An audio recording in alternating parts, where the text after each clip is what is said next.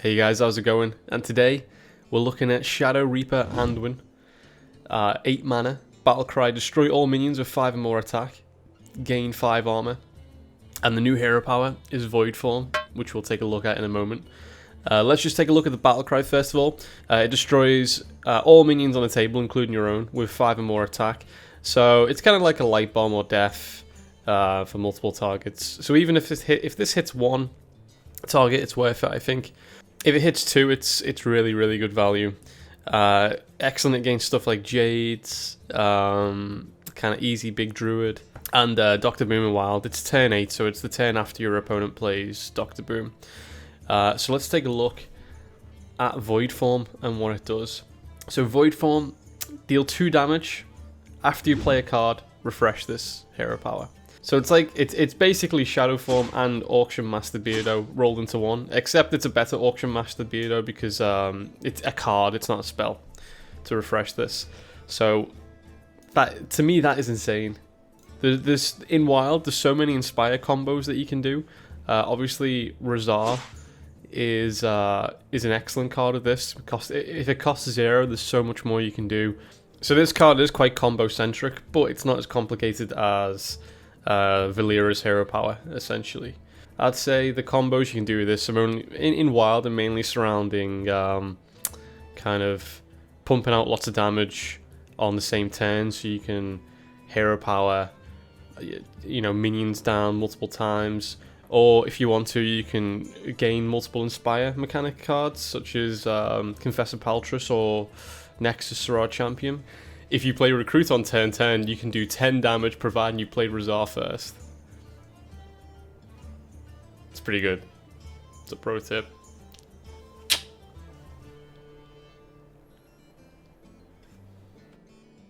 You can use Recruiter, basically a card that was unplayed. Garbage card. Recruiter is the 5 mana, 5/4 Inspire, add a 2/2 Squire to your hand, and the Squire costs more mana. If you combine this, that's 10 damage on turn 10 with Anduin.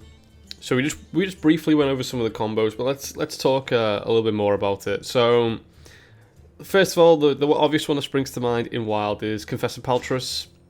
You can, as long as you've played Razar first, you can hero power a target, Confessor Paltress, re-hero power, and then maybe play a 1 or a 3 mana card. Depends on what mana pool you're on at that time. But you can play another card and then hero power again.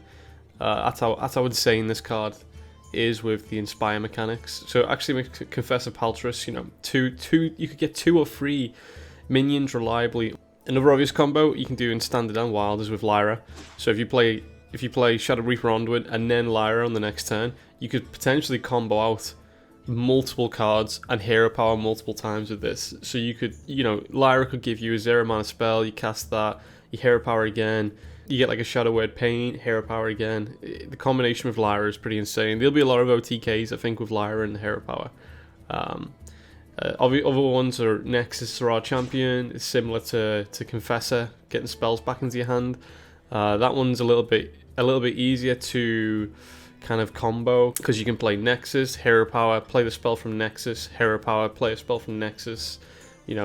Pretty insane combinations you can do with that card as well, depending on the cost of the card you get from Nexus. Also, there's stuff like Spawn of Shadows, that deal 4 damage to both heroes.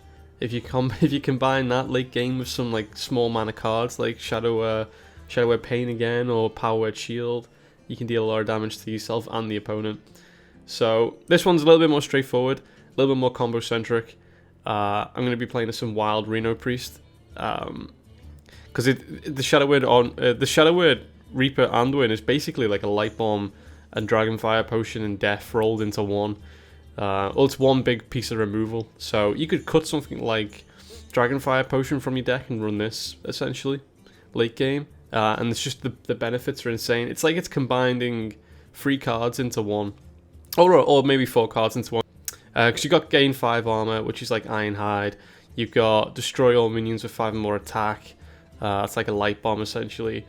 You've got like a Shadowform and combined with an Auction Master Beardo rolled into one. So the card, I think this is one of the better hero powers as well. which is pretty insane for Priest, especially in Wild. In Wild, this is like an auto-include in Reno Priest, without a doubt. And I think you just put a few Inspire, you just put a few Inspire cards in there. I think you even put the Recruiter in. That's how insane the Recruiter is. It's also worth mentioning that in Wild, Justicar has no effect on these hero powers, so Justicar won't affect any of the Death Knight hero powers. Justicar only affects the basic hero powers that you start with. I think I've covered most of the combos that you can do with Anduin. You can still, of course, do the Cauldron Drake one, but this card is much easier to OTK with, I think. Someone's also mentioned as well, if you run 2 copies of Shadow Vision in your Reno deck, you can, if you draw one and have one still in the deck, and you play one Radiant Elemental, you can Radiant Elemental and then just constantly Shadow Vision into the Shadow Vision into the deck, so you can just hero power the face constantly. That's one way you can set up like an OTK turn.